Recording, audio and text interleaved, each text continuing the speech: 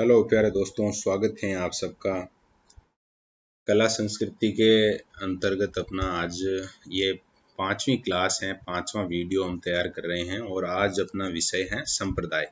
राजस्थान में जितने जो संप्रदाय चले हैं अलग अलग, और उनसे संबंधित बहुत सारी महत्वपूर्ण बातें यहाँ इस वीडियो में हम डिस्कस करेंगे।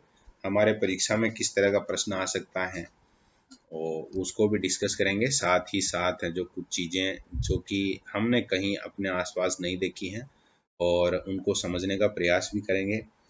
सबसे पहले तो थोड़ा हमें बात करनी चाहिए कि यहाँ प्रश्न सबसे ज़्यादा संभावना वाला किस तरह का प्रश्न बन सकता है। तो एक तो यहाँ पर जैसे संप्रदाय का नाम आता है, एक तरफ में संप्रदाय का नाम आ जाता है, एग्जामिनर है वो प्रश्न में संप्रदाय का नाम डालेगा और संस्थापक का नाम पूछा जा सकता है। सबसे महत्वपूर्ण बात यह हो सकती है, एक प्रश्न ये बनेगा। दूसरा, संप्रदाय का नाम आएगा और उसका जो प्रमुख केंद्र है वो केंद्र पूछा जा सकता है कि जैसे रुद्र संप्रदाय है, यहाँ पर हम जो पढ़ रहे हैं अभी जस्ट, या वल्लभ संप्रदाय जिसको कह लो, तो उसका प्रमुख केंद्र कहाँ है, एक प्रश्न ये बन सकता है। या फिर कोई अब तीसरा अगर टाइप ऑफ में बने तो फिर कोई ऐसी बात है जो बहुत ज़्यादा स्पेशल है, यूनिक है और उसको बाकी सबसे जो अलग बनाती हैं, तो फिर वो यानी संप्रदाय का नाम, उसके संस्थापक का नाम, उसका प्रमुख केंद्र और कोई खास बात है, तो वो हमें हर एक जो संप्रदाय है उसके नाम के साथ है जो उसको याद रखना है। ऐसा प्रयास करना है कि किसी संप्रदाय को अगर हम पढ़ रहे हैं तो उसके उपनाम वगैरह हैं अगर, तो उनको हमें देखना है और साथ ही साथ उसके संस्थापक को, उसका जो केंद्र है वो कहाँ पे है, उसको भी याद रखने का प्रयास करना है। शुरुआत कर रहे हैं हम सबसे पहले वल्लभ संप्रदाय से। वल्लभ संप्रदाय को रुद्र संप्रदाय के नाम से भी जानते हैं और पुष्टि मार्गी संप्रदाय भी इसको कहा जाता है। तो रुद्र और पुष्टि मार्गी इसके उपनाम हो गए। भगवान श्री कृष्ण के बाल स्वरूप की पूजा एक करते हैं, और बाल स्वरूप की पूजा का मतलब ऐसे समझना है आपको कि उनका जितने भी उनके फोटो वगैरह हैं या जो भी इनके गीत हैं, कविताएं हैं, इनका जो काव्य है, उसमें भगवान कृष्ण का बाल स्वरूप है वो वर्णित किया जाता है। संगीत, इनके मंदिर को हवेली कहा जाता है, इस कारण से संगीत है वो हवेली संगीत कहलाता है। थोड़ा सा अलग है, हवेली का मतलब है जो हम थोड़ा अलग लगाते हैं, यहाँ मंदिर को ही हवेली कहा जाता है। और इनका जो डांग नृत्य है वो भी काफ़ी फेमस है। नृत्य का नाम भी थोड़ा यूनिक है, तो ये भी ध्यान रखना है। इनके द्वारा जो नृत्य किया जाता है, एक लकड़ी अपने हाथ में ले लेते हैं ये और फिर डांस करते हैं, इसी कारण इनका जो नृत्य है उसका नाम डांग नृत्य कहलाता है। और इनके जो मंदिरों में भगवान कृष्ण की मूर्ति के पीछे दीवार पर जो पर्दे पर जो चित्र बनाए जाते हैं वो पीछे की तरफ बनाए जाते हैं, इस कारण से उसको पिछवाई कहा जाता है। और नाथ द्वारा की जो पिछवाई है वो फेमस है। अब कुछ को लग रहा होगा कि अब हम याद क्या रखेंगे, प्रमुख केंद्र क्या है, और प्रमुख केंद्र का नाम अगर पूछा जाए तो वैसे नाथ द्वारा है वो प्रमुख केंद्र माना जा सकता है। यहाँ पर नाम भी लिखा हुआ नाथ द्वारा का। और राजमहल, वल्लभ संप्रदाय के टोटल मंदिर कितने हैं तो 41 हैं। और भारत में 7 प्रमुख केंद्र हैं, उनमें से एक यूपी में है, एक गुजरात में है और राजस्थान में इसके कितने केंद्र है, वल्लभ संप्रदाय के 5 केंद्र हैं। पांचों केंद्रों के नाम भी हैं। श्री मथुरेश जी हैं वो कोटा में है। ये आपने अगर जब 1857 की क्रांति पढ़ते हैं तो वहाँ एक नाम आता है कन्हैयालाल जी का, और वो फिर वहाँ जो क्रांतिकारी और राजा हैं उनके बीच में मध्यस्थता कराते हैं, वो मथुरेश जी के महंत होते हैं। श्रीनाथ जी सिंहाड़ नाथ द्वारा राजसमंद जिला, द्वारिकाधीश कांकरोली और राज सिंह के समय जो मंदिर बने थे दोनों ही हम अभी पढ़ के आए हैं हिस्ट्री में, और ये भी राजसमंद में है। गोकुल चंद्र, श्री गोकुल चंद्र कामा भरतपुर में, और मदन मोहन मंदिर भी कहाँ पर है, कामा भरतपुर में। तो ये प्रमुख केंद्र हैं वल्लभ संप्रदाय के, याद रखने हैं। और इनमें जो सबसे प्रमुख केंद्र हैं उसको माना जा सकता है अपने श्रीनाथ जी सिंहाड़ नाथ द्वारा को। संस्थापक का नाम अगर पूछा जाए कि वल्लभ संप्रदाय के संस्थापक कौन है तो वल्लभाचार्य। रामानंद जी संप्रदाय, ज़्यादातर संस्थापकों के नाम लगभग वो संप्रदाय में मिल जाते हैं, तो थोड़ा वहाँ थोड़ा इजी हो जाएगा अपने लिए। रामानंद जी संप्रदाय को रसिक संप्रदाय भी कहा जाता है, और रसिक इसीलिए कहा जाता है, वैसे तो ये राम के भक्त हैं और ज़्यादातर जो रसिक शब्द यूज किया गया है वो भगवान कृष्ण के लिए यूज किया गया है, उनकी लीलाओं और इनके कारण। लेकिन यहाँ ये जो रामानंदी संप्रदाय है वो भगवान राम का जो पूजा करता है, भगवान राम की जो पूजा करता है वो एक रसिक नायक के रूप में पूजा करता है, इसीलिए जो संप्रदाय है उसका नाम क्या हो गया, रसिक संप्रदाय हो गया। ये आप लोगों को याद रखना अच्छे से। और इसी संप्रदाय में दीक्षित कृष्ण भट्ट ने राम रासों में एक तरीके से जो राम और सीता का वर्णन किया है वो एक प्रेम कहानी, लव स्टोरी के रूप में चित्रित किया है। और यहीं से ये जो इनकी मतलब कि वर्णन करने की जो वो टेक्निक है, या ऐसे कह सकते हैं हम कि जो तरीका इन्होंने अपनाया है, और इसी कारण से इसका जो नाम हो गया वो हो गया रसिक संप्रदाय। तो ये आप लोगों को ध्यान रखना है। भगवान राम के बारे में अधिकतर जब भी हम याद रखते हैं तो वहाँ पर हम रसिक शब्द है जो याद नहीं रखते हैं। रसिक संप्रदाय से संबंधित जो प्रमुख केंद्र हैं उनके बारे में अगर हम बात करें तो जो प्रमुख पीठ हैं, प्रमुख केंद्र हैं वो है जयपुर स्थित गलताजी तीर्थ, जो कृष्णदास पयहारी के द्वारा स्थापित किया गया था। आमेर के राजा पृथ्वीराज और उनकी जो रानी थी बालाबाई, वो कृष्णदास के अनुयायी थे, यानी कि एक तरीके से रसिक संप्रदाय के, रामानंदी संप्रदाय के वो अनुयायी थे। और दूसरा जो प्रमुख केंद्र है वो अगरदास जी द्वारा स्थापित किया गया है रेवासा सीकर में। तो कलताजी या रेवासा सीकर से संबंधित प्रश्न पूछा जाए तो रसिक संप्रदाय या रामानंदी संप्रदाय आपको याद रखना है, रामानंद जी। तीसरे संप्रदाय की बात कर रहे हैं हम, निम्बार्क संप्रदाय। आपने कविवर बिहारी का नाम सुना होगा, तो बिहारी हैं वो खुद हैं, उनका भी इस प्रकार का मतलब कि संबंध रहा है। अभी हम जब भी राजस्थान जीके की बात कर रहे हैं तो उस समय ये तो काफ़ी ज़्यादा महत्वपूर्ण नहीं है, लेकिन हम बात करते हैं हमारे सामने निम्बार्क संप्रदाय के प्रमुख केंद्र का नाम है, और नाम है सलेमाबाद। सलेमाबाद में जो केंद्र है उसकी स्थापना की थी आचार्य परशुराम ने। और इस संप्रदाय में खास बात क्या है कि लोग हैं वो राधा जी को कृष्ण की पत्नी मानते हैं, और पत्नी मानकर वो भक्ति भावना जो भी है उनके जो गीत वगैरह हैं उनमें इस तरह से माना जाता है। राधा अष्टमी के दिन, जो कृष्ण जन्माष्टमी के 15 दिन बाद आती हैं, उस समय इसका यहाँ पर मेला लगता है। नेक्स्ट है लालदासी संप्रदाय। मुख्य केंद्र नगला जहाज भरतपुर में है। लालदास जी द्वारा स्थापना है, संप्रदाय का नाम भी लालदासी है उन्हीं के नाम पे। और मेव जाति के ये लकड़हारे थे, गद्दन चिश्ती द्वारा जो इनको शिक्षा दी गई थी। मेवाती भाषा में इन्होंने उपदेश दिए। कल हमने जो संत वाली वो जो लोक संत पढ़े थे उनमें भी ये नाम आया था। नेक्स्ट हम बात कर रहे हैं राम स्नेही संप्रदाय, भीलवाड़ा जिले का है। अब तो खुद शाहपुरा जिला बनने वाला है, तो शाहपुरा में ही है ये। निर्गुण भक्ति में विश्वास, और राम का मतलब इन्होंने दशरथ पुत्र से नहीं लगाकर है वो निर्गुण निराकार भगवान की बात की है। राम का नाम है जो निर्गुण निराकार भगवान को माना है। इनका जो मंदिर होता है उसको राम द्वारा कहा जाता है। और जो साधु सन्यासी होते हैं राम स्नेही संप्रदाय को मानने वाले, वे गुलाबी रंग के कपड़े पहनते हैं, ये आपको याद रखना है। 4 पीठे हैं, 4 अलग अलग प्रमुख केंद्र हैं। उनमें शाहपुरा भीलवाड़ा प्रमुख है, जिसकी स्थापना रामचरण जी द्वारा की गई थी। रामचरण जी की एक पुस्तक भी है, अणभय वाणी, यानी जहाँ भय नहीं हो वो। और फूल डोल का मेला लगता है होली के अगले दिन, तो ये काफी महत्वपूर्ण आकर्षण का केंद्र होता है, तो थोड़ा हमें ध्यान रखना है राम स्नेही संप्रदाय में। 3 और शाखाएं हैं, रेण नागौर दरियावजी, सींतल बीकानेर हरिराम दास जी द्वारा स्थापित, खेड़ापा रामदास जी द्वारा स्थापित। अब इसमें एक प्रश्न है जो देखा गया है कि जैसे एक तरफ शाखा का नाम दे देंगे, एक तरफ संस्थापक का नाम दे देंगे और सुमेलित पूछ लेंगे, तो वहाँ एक नाम है जो अलग पूछा जाएगा। तो इसलिए यहाँ संस्थापक जो संत हैं उनका नाम हमें पक्का याद रखना है। जैसे रामचरण जी शाहपुरा के संस्थापक हैं, और रेण के दरियाव जी हैं, सिंहतल के हरिराम दास जी हैं, और खेड़ापा के रामदास जी हैं। इस तरह से याद रखना है। और रामदास जी ने एक पुस्तक भी लिखी है, नाम है उसका निशानी। और जेमल दास जी हैं वो सिंहतल और खेड़ापा शाखा के आदि आचार्य के रूप में जाने जाते हैं। जेमल दास जी का संबंध भी किससे है, तो राम स्नेही संप्रदाय से है। आगे हम बात करते हैं परनामी संप्रदाय के बारे में। परनामी संप्रदाय की वैसे जो मूल पीठ है, मुख्य पीठ है, वो तो मध्य प्रदेश के पन्ना में है।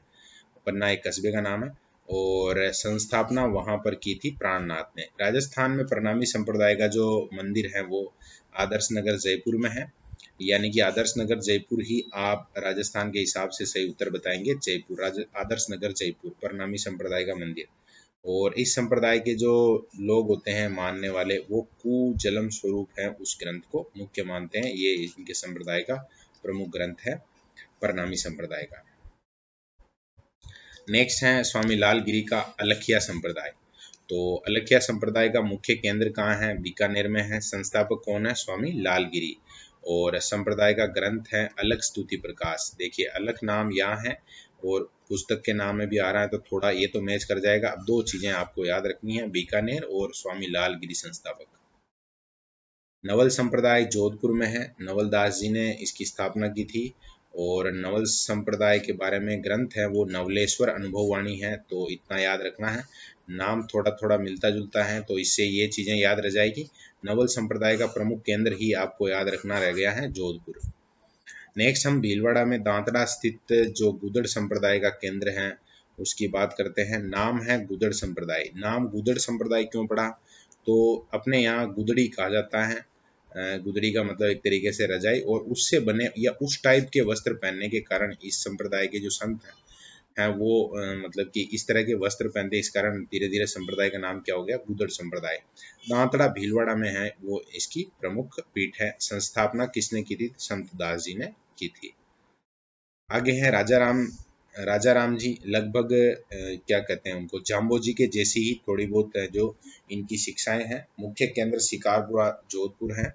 पटेल जाति के लोग हैं जो आस्था रखते हैं इनमें, और पर्यावरण संरक्षण का संदेश इन्होंने दिया था, जो कि काफी महत्वपूर्ण बात कही जा सकती है। तो इस तरह से हमने राजस्थान के जो सबसे महत्वपूर्ण लोक संत थे उनको पढ़ा था कल। और आज हमने बात की थी राजस्थान के जो संप्रदाय हैं। संप्रदाय में बहुत सारे संप्रदाय और हमें पढ़ने चाहिए होते हैं, लेकिन उनको जब भी हम संत पढ़ रहे थे, लोक संत पढ़ रहे थे, उस समय हमने डिटेल में देख लिया था। लगभग जैसे संत पढ़ा तो स्थापना करने वाले हो ही गए, प्रमुख स्थान की बात हमने कर ली थी, जैसे जाम्बू जी हैं। अब विष्णुई संप्रदाय हम अलग से पढ़ते हैं, तो उसके बजाय वहाँ पढ़ने की आवश्यकता नहीं पड़ी, क्योंकि स्थापना करने वाले जम्बो जी हैं। और मुख्य जो जगह हैं, तो इस प्रकार से ही और भी जैसे हैं कतरिया सर वाले हमने पढ़ लिया था। मतलब लगभग जितने नाम हैं जो कि यूनिक हैं और पढ़े जाने चाहिए वो वहाँ पर हमने देख लिए थे। कुछ यहाँ हमें और देखना चाहिए, जैसे अपने नोट्स में ही एक टॉपिक है, लोक देवता देवियों का हमारी संस्कृति में क्या योगदान है। तो वैसे ये प्रश्न है जो अपने बीएसटीसी में या रीट में तो मुश्किल है, लेकिन जब भी हमारे अंदर किसी टॉपिक को लेकर समझ विकसित होती है, तो वो समझ के हिसाब से है जो ये टॉपिक है जो महत्वपूर्ण होता है। आगे अगर आप आरएस का एग्जाम देंगे तो वहाँ पर जरूर इस तरह का प्रश्न पूछा जा सकता है। उस हिसाब से भी अगर आप देख रहे हैं तो फिर यहाँ पर बिल्कुल इसको आपको समझना चाहिए, देखना चाहिए। केवल एसटीसी के हिसाब से हैं जो आप इसको स्किप कर सकते हैं। जैसे लोक देवियों का, लोक देवताओं का हमारे जीवन में, संस्कृति में योगदान, जैसे सामाजिक सुधार है कि उन्होंने एकता की भावना की बात की है, छुआछूत का निवारण किया है, नारी सशक्तिकरण पर बल दिया है, जो बाह्य आडंबर है उनसे हमें बचने की तरफ है प्रवृत्त किया है। पर्यावरण संरक्षण बहुत महत्वपूर्ण बात रही है। धर्म राष्ट्रीयता की रक्षा करना, कष्टों से निवारण, नैतिक आध्यात्मिक उत्थान की बात की है, भक्ति का रूप है वो सरल रखा है, और लोक संस्कृति को प्रोत्साहन दिया है, जैसे अग्नि है, तेरह ताली नृत्य है, मेले वगैरह। जो भी लोक साहित्य को प्रोत्साहन मिला है काफ़ी सारी, जैसे 24 वाणियाँ एक पुस्तक देखी थी हमने, बाबू प्रकाश पुस्तक देखी थी। साथ ही जितने संत हुए हैं उन्होंने खूब सारी पुस्तकें लिखी हैं, चोपड़ा है, अणभय वाणी है ये। और लोक भाषा में उपदेश देने के कारण या किताबें लिखने के कारण ज़्यादा लोगों तक वो पहुंच भी पाई है।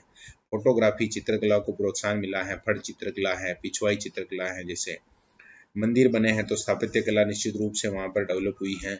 मेले और त्योहार हैं वो भी काफ़ी जैसे प्रभाव रखते हैं, जीवन में सरसता आती हैं, सामाजिक मान्यताएं हैं वो पीढ़ी दर पीढ़ी आगे बढ़ती है, आर्थिक लाभ भी होता है, पर्यटन का विकास होता है, राजस्व प्राप्ति होती है। ये जो लाइन है इसको ऐसे समझ सकते हैं आप, जैसे एक मंदिर है, एक बहुत से लोग हैं जो बात करते हैं कि जो मंदिर है उसके बजाय विद्यालय या इस तरह की वो बिल्डिंगें बननी चाहिए। हाँ, निश्चित रूप से वो बननी चाहिए, लेकिन मंदिर है वो भी किस तरह से है जो एक इकोनॉमिक सपोर्ट होता है, उसकी बात हम कर सकते हैं। जैसे पर्यटन का विकास होता है, लोग बाग बाहर से जब भी वहाँ आते हैं तो वहाँ के जो लोकल आसपास रहने वाले लोग हैं उनके वहाँ पर, जैसे एक मान लीजिए छोटी से छोटी चाय की टपरी की हम बात करें तो वहाँ किसी व्यक्ति को रोजगार मिलता है। साथ ही और भी बहुत सारी हैं, जैसे मंदिर में निर्माण कार्य होता है तो लोगों को रोजगार मिलता है।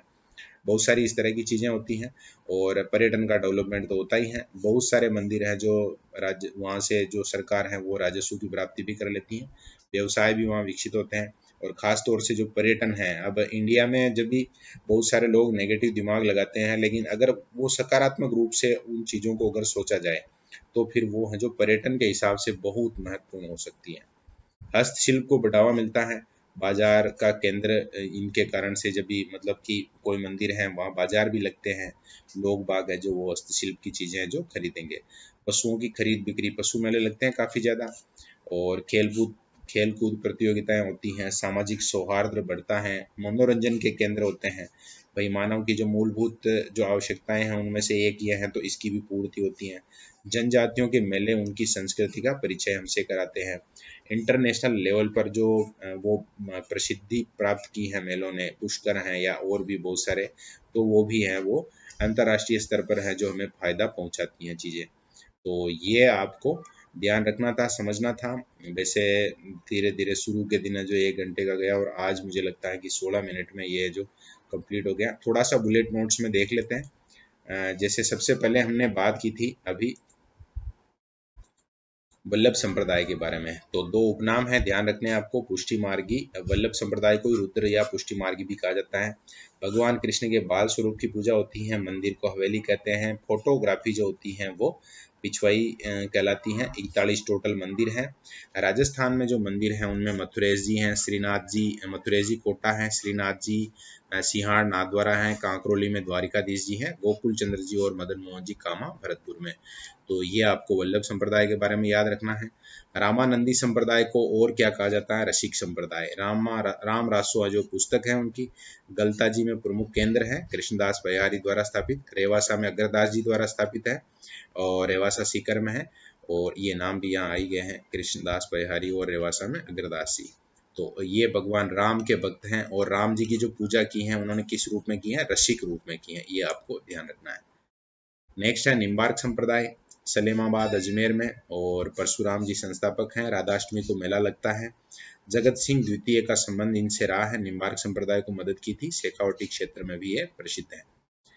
नेक्स्ट है रामस्नेही संप्रदाय, शाहपुरा में प्रमुख जो पीठ है वो शाहपुरा में है। शाहपुरा में है और इसमें थोड़ा सा कुछ स्टूडेंट्स हैं उनको कन्फ्यूजन रहता है, कुछ को इस तरह से लगता है कि जैसे इसका जो नाम है वो इस तरह दिया गया है कि राम स्नेही हैं, तो मतलब कि भगवान राम के भक्त होंगे या उनसे रिलेटेड हैं ये मतलब कि टॉपिक होगा, या फिर जो संप्रदाय हैं वो इससे रिलेटेड होगा। लेकिन वहाँ पर हमें थोड़ा सा ध्यान देना है कि यहाँ जो राम स्नेही संप्रदाय के लोग हैं वो भगवान राम को नहीं मानकर, राम का मतलब है वो निर्गुण निराकार भगवान राम मानते हैं, मतलब कि जो दशरथ पुत्र राम है उनको नहीं मानते हैं, ये आपको ध्यान रखना है। इसके अलावा हमने बात की थी जैसे यहाँ जो शाहपुरा है तो शाहपुरा में रामचरण जी ने स्थापना की थी। रेण की हमने बात की थी, दरियाव जी ने यहाँ स्थापना की थी। सिंहतल में हरिराम दास जी ने, और जो रामदास जी हैं उन्होंने खेड़ापा नामक जो शाखा है उसकी स्थापना की थी। जो फूलडोल का मेला है होली के तत्काल बाद पड़ता है, वो काफ़ी फेमस है। इनके जो संत होते हैं वो गुलाबी रंग के ड्रेस पहनते हैं, गुलाबी कपड़े पहनते हैं। परनामी संप्रदाय पन्ना एमपी में मूल जो इनकी वो पीठ है वो है, केंद्र है। इसके अलावा प्राणनाथ इनके मूल संस्थापक हैं। कूजलम स्वरूप है जो इनका प्रमुख ग्रंथ है। और परनामी संप्रदाय का अपने राजस्थान में कहाँ पर मंदिर है, तो अभी हमने बात की थी। आप जब बुलेट नोट से ही नोट्स बनाओ तो उसको भी ऐड करना, आदर्श नगर जयपुर। तो ये आपको पता होना चाहिए, आदर्श नगर जयपुर है, वहाँ पर इसका प्रमुख केंद्र कहा जा सकता है। और आगे इसे नाथ संप्रदाय है। नाथ संप्रदाय की आज हमने क्लास में बात की थी। मान सिंह जब हम पढ़ रहे थे उस समय देवनाथ के आशीर्वाद से वो राजा बनते हैं, और मान सिंह राजा बनने के बाद महामंदिर का निर्माण करवाते हैं जो नाथ संप्रदाय से रिलेटेड है। जो जगह है उसका नाम राताडूंगा है।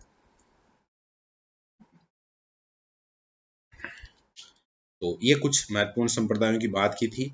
बुलेट नोट्स अगर आप बनाते हैं तो जैसे यहाँ बुलेट नोट्स में अगर कोई टॉपिक छूटता है तो मेन नोट्स को भी आप इस तरह से जो कन्वर्ट करके और नोट्स बना सकते हैं।